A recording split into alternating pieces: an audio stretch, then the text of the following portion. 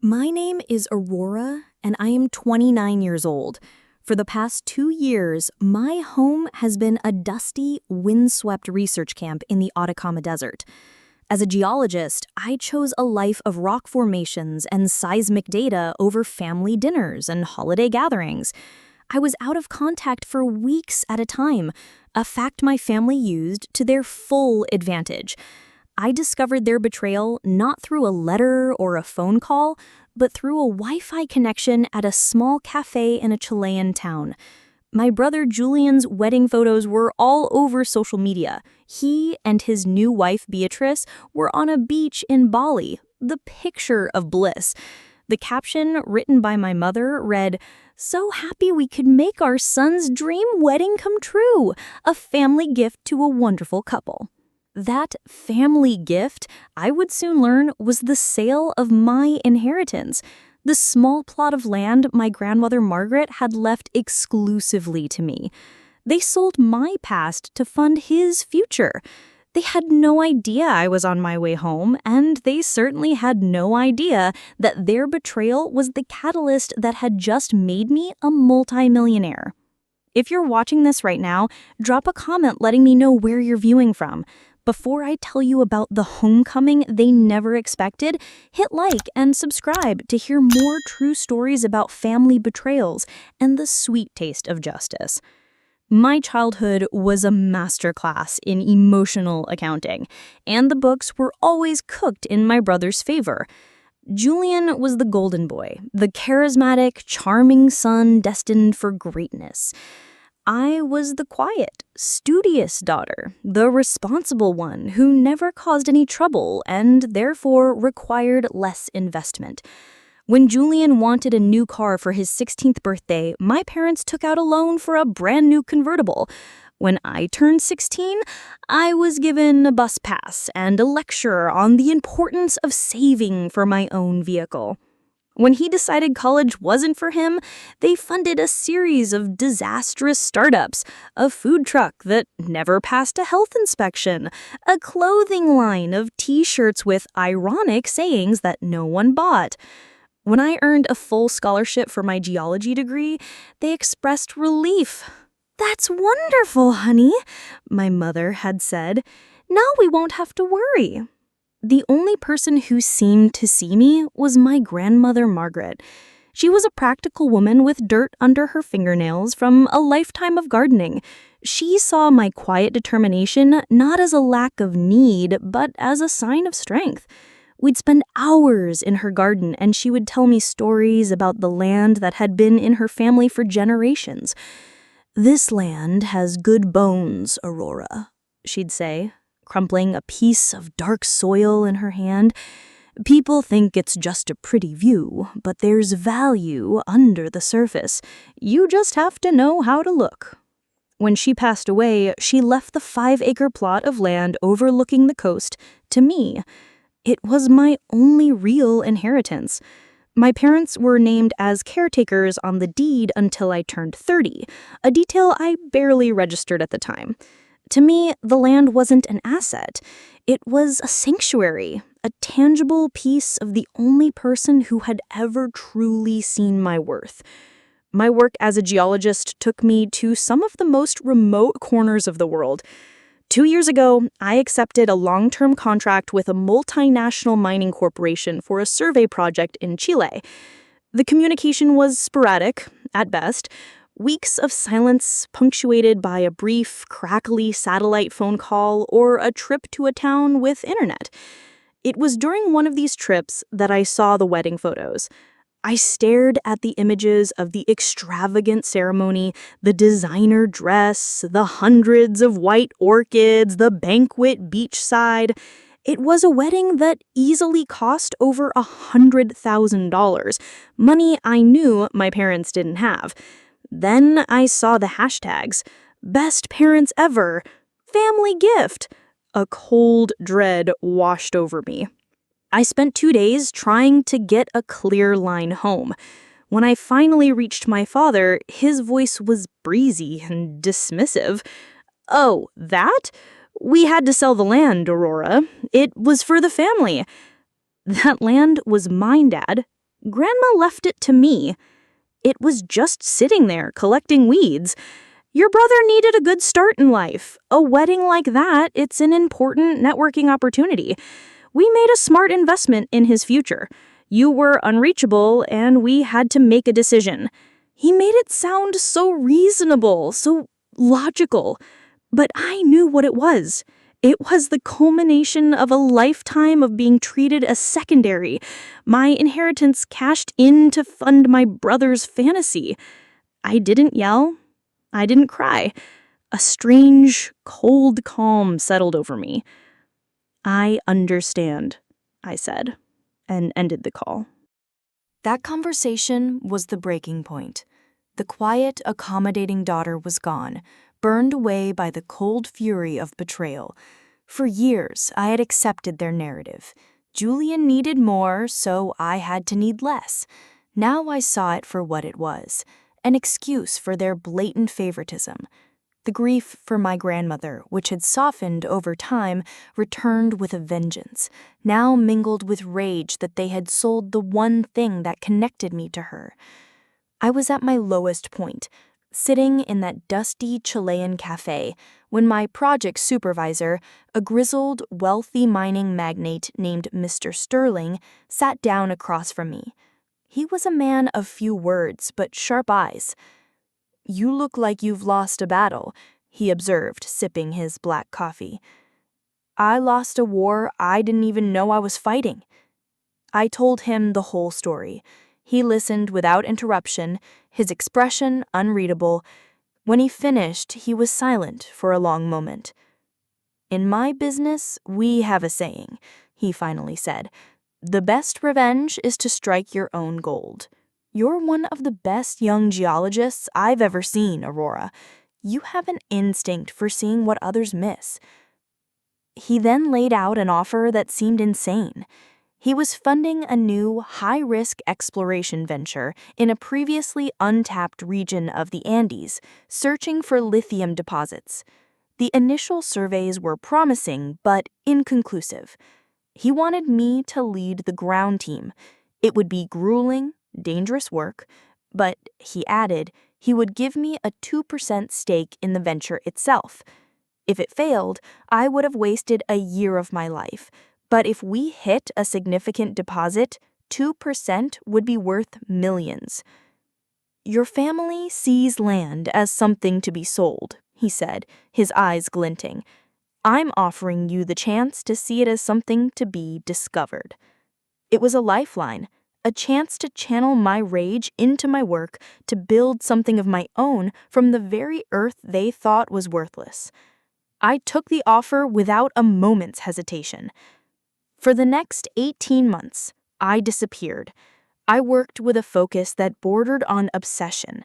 I lived in tents, endured bone-chilling nights and scorching days, and analyzed thousands of soil samples.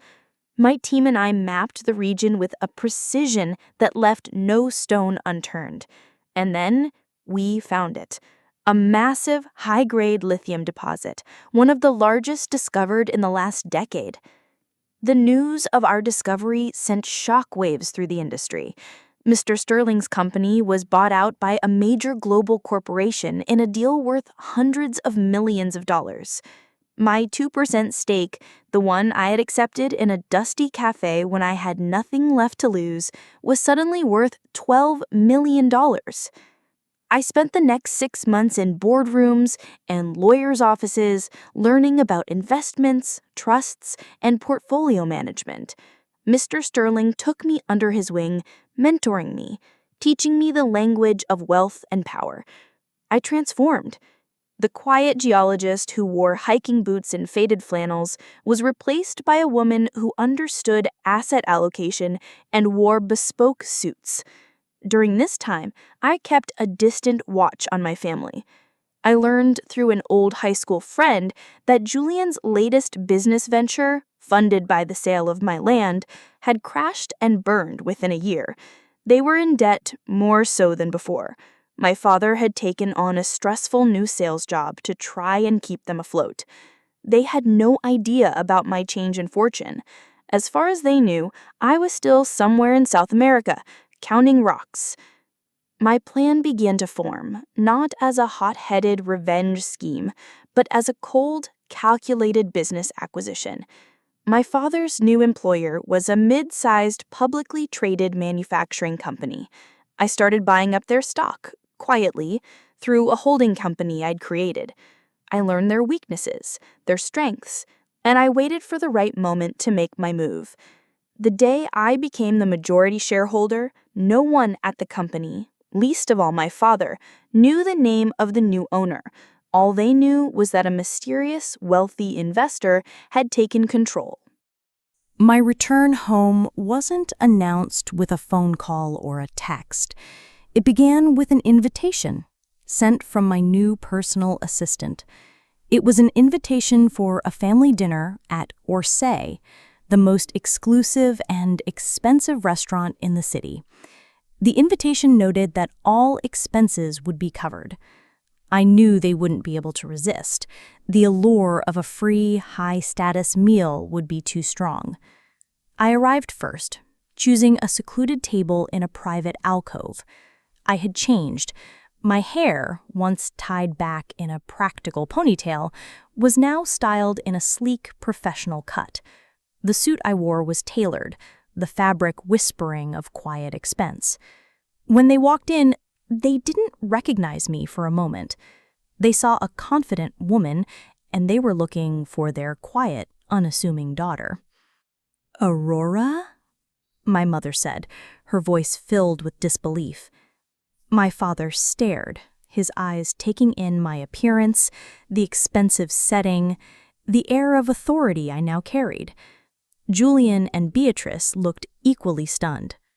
"You look different," Julian said, a hint of suspicion in his voice. "A lot can change in 2 years," I replied, gesturing for them to sit. The dinner was a tense affair. They were bursting with questions, but the formal setting kept them in check. They made awkward attempts to justify their actions. "We missed you so much," my mother said, her hand fluttering near her heart. "It was a difficult decision, selling the land," my father added, his voice heavy with false sincerity. "We did it for the family, for Julian's future." I let them talk, nodding politely, asking neutral questions. I learned that Julian and Beatrice were living in my parents' basement. Their lifestyle brand had left them with nothing but debt. Beatrice kept eyeing the diamond earrings I was wearing, a gift to myself to mark the closing of the mining deal. The charade continued through the main course. They painted themselves as struggling parents who had made a tough but necessary sacrifice for one child, while the other, ungrateful one, had selfishly disappeared. "We had no way to reach you," my mother said, a tear conveniently appearing in the corner of her eye. "My satellite phone number and email address haven't changed," I pointed out gently. The waiter arrived to clear our plates. As he left, I decided it was time. "Well, it seems we all have a lot to catch up on," I said, my voice calm and even. "You've all had your struggles, and I've had my successes." I placed my corporate credit card, a sleek black metal card, on the table to pay the bill. My father, a man who prided himself on understanding status symbols, stared at the card. He knew what it signified. "What kind of success, exactly?" he asked, his voice tight. "I started my own investment firm. We specialize in acquiring undervalued assets," I replied, enjoying the slow dawning horror on their faces. "In fact, we just closed our biggest acquisition yet, a regional manufacturing company. I'm sure you've heard of them. Sterling Price Manufacturing." The color drained from my father's face. Sterling Price was where he worked. He was the vice president of sales. You bought Sterling Price?" he stammered. "I did. which means, Dad, that as of 9 o'clock Monday morning, you work for me. The silence that followed was more satisfying than any shouting match could ever have been. Beatrice choked on her water. Julian looked back and forth between me and my father as if watching a tennis match. My mother simply stared, her mouth slightly open. And as my employee, I continued, leaning forward slightly, I expect you to be in the office, on time, for a performance review. We have a lot to discuss about your future with the company and about your past decisions. The performance review was not, in fact, a performance review. When my father walked into the executive boardroom on Monday morning, he found not a team of HR representatives, but me, sitting alone at the head of the long, polished table. I had arranged for Julian and my mother to be there as well, waiting in an adjacent office. They thought they were coming to support my father. They were actually coming to face a reckoning. "Sit down, Robert," I said, using his first name to establish the new dynamic. He sat, his posture stiff, his face a mixture of fear and defiance. "I'm not here to fire you," I began. "In fact, your sales record is quite impressive. You're good at your job. But we have a personal matter to resolve before we can have a professional relationship." I slid a folder across the table. It contained a detailed appraisal of my grandmother's land. The land you sold for $120,000 to fund Julian's wedding was in fact appraised 2 years prior for nearly $300,000. It had potential for commercial development, a fact the buyer, a friend of yours from the country club, knew very well. "You didn't just sell my inheritance, Dad. You sold it for less than half its value in a sweetheart deal to your friend." He had the grace to look ashamed. "I've also reviewed the power of attorney document you used to authorize the sale," I continued, my voice cold as ice. "I signed that when I first left for South America, on your advice in case of a medical emergency. You used it to liquidate my only asset. That is fraud." He flinched. "I could sue you.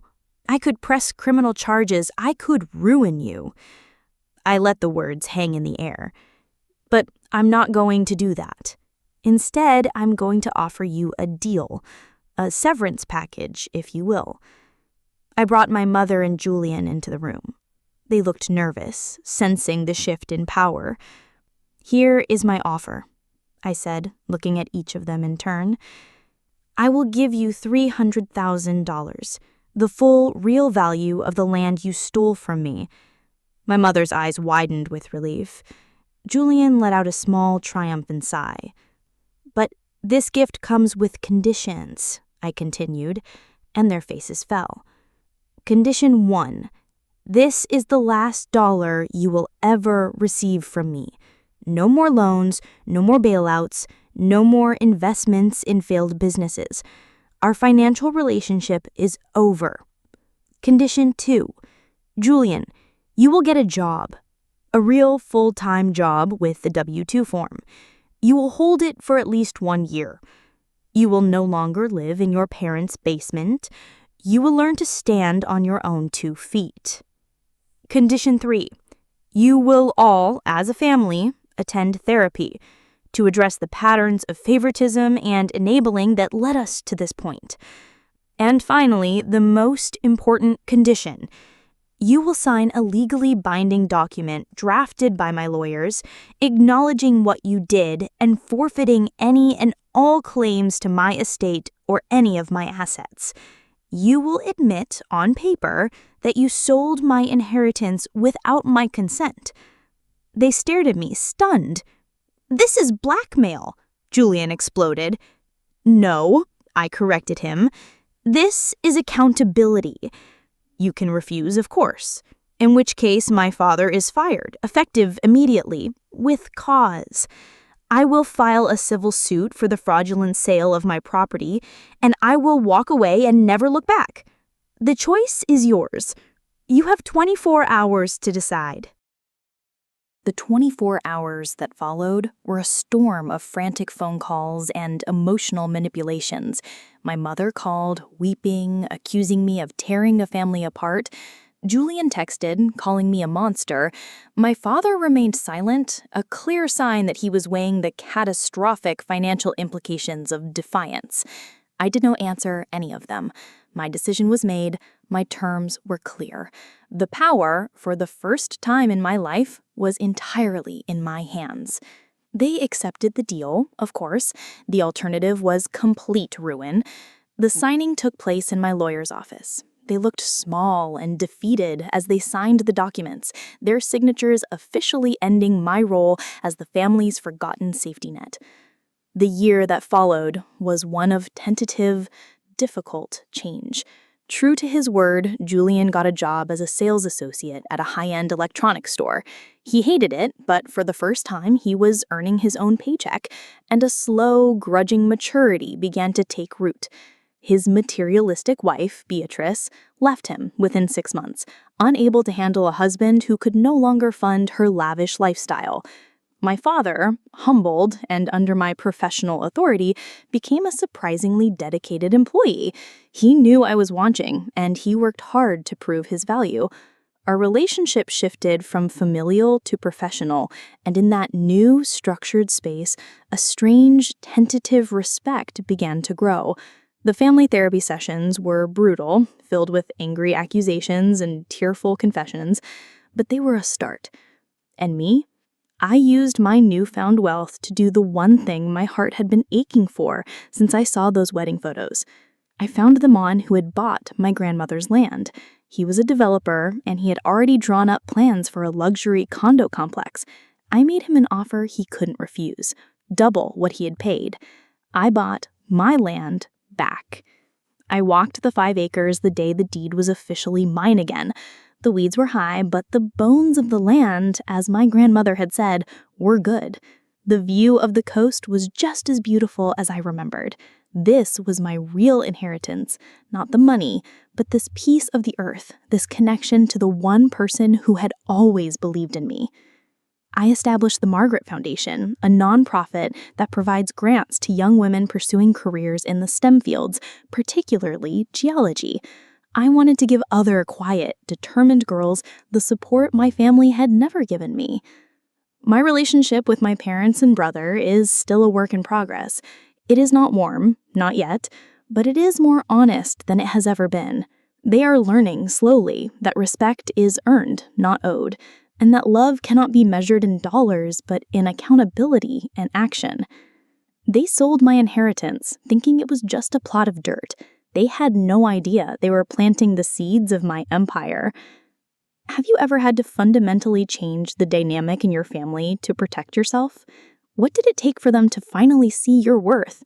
I would love to hear your story in the comments below. If this resonated with you, please hit like and subscribe for more real-life stories of finding your power. Remember, your value is not determined by the role your family assigns you, but by the life you have the courage to build for yourself. Thank you for listening.